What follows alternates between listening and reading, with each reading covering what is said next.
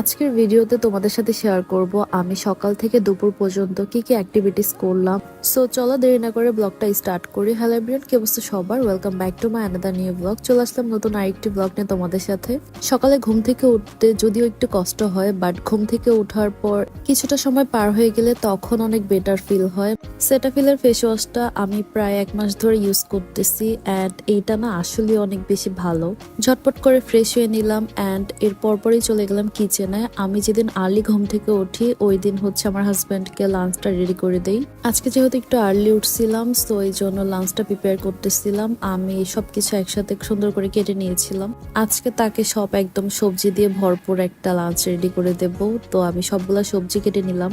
সিম আর আলু দিয়ে একটা ভাজি করতেছিলাম আর পাশে হচ্ছে আমি আরেকটা সবজির তরকারি রান্না করতেছিলাম।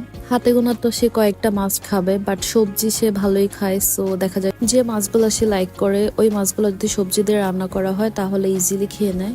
ছোট ছোট চিংড়ি দিয়ে ধন্দল দিয়ে রান্না করব। আম্মু হচ্ছে আগের দিন আমাকে বলে রাখছে সকালে যাতে তাকে এটা রান্না করে দেই। আম্মু তো অ্যাটলিস্ট জানে যে তার ছেলে কোনটা খেতে লাইক করে, সো সে আমাকে একটু হেল্প করে যে এটা রান্না করে দিও তাহলে ইজিলি খেতে পারবে। আমি না শুধু মাছ ভুনা বা মাংস এগুলাই রান্না করতে পারি, মানে এক্সট্রা সবজি দিয়ে রান্নাগুলো আমার খুব কম রান্না করা হয়েছে। যদিও সবজি দিয়ে রান্না করা ইজি, বাট আমার একটু মানে কনফিউজড কাজ করে যে কি আগে দিতে হবে বা কোনটা আগে দিলে ভালো হবে। আমি একদম মনে করে করে সবকিছু দিচ্ছিলাম। তো রান্না বান্না শেষ, এরপর হচ্ছে খাবারগুলোকে সার্ভ করতেছিলাম। খাবারগুলোকে সার্ভ করে আমি একটু ঠান্ডা হতে সময় দিই। এরপরে হচ্ছে যে রান্না বান্না করছিলাম ওগুলাকে ক্লিন করতে হবে। রান্না বান্না করতে তো ভালোই লাগে, বাট ক্লিনিং এর পার্টটা একদমই বিরক্তকর লাগে, মানে এইটা আমার সবচেয়ে অসহ্যকর লাগে। বাট কিছু করার নাই, ক্লিন করতেই হবে কজ এটার মধ্যে আবার নেক্সট রান্না করতে হবে। সো আমি সবকিছু ক্লিন করতে করতে দেখলাম যে খাবারগুলো ঠান্ডা হয়ে গেছে। এরপরে সকালে নাস্তা খেতে চলে আসলাম। নাস্তা তো বেশিরভাগই বাইরে থেকে কিনে আনা হয়, সো আজকেও হয়েছিল কিনে আনা।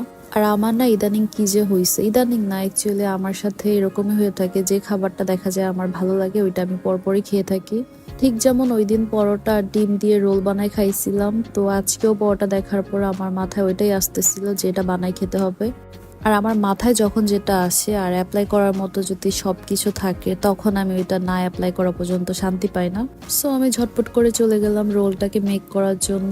আর তোমরা যদি এভাবে এটা না ট্রাই করে থাকো একদিন খেয়ে দেখো, এটা খেতে কিন্তু আসলে অনেক বেশি মজা হয়। নাস্তা শেষ করার পর আর কোনো কাজ ছিল না, বসে বসে ফোনই গুতাইছিলাম। এরপর শাওয়ার নিলাম, দেখলাম যে আম্মু রান্না বান্না করতেছিল। আর আম্মু আজকে সবজি দিয়ে মাছ রান্না করবে, মানে বাসায় আজকে সবকিছু একদম সবজি দিয়ে রান্না করা হচ্ছে।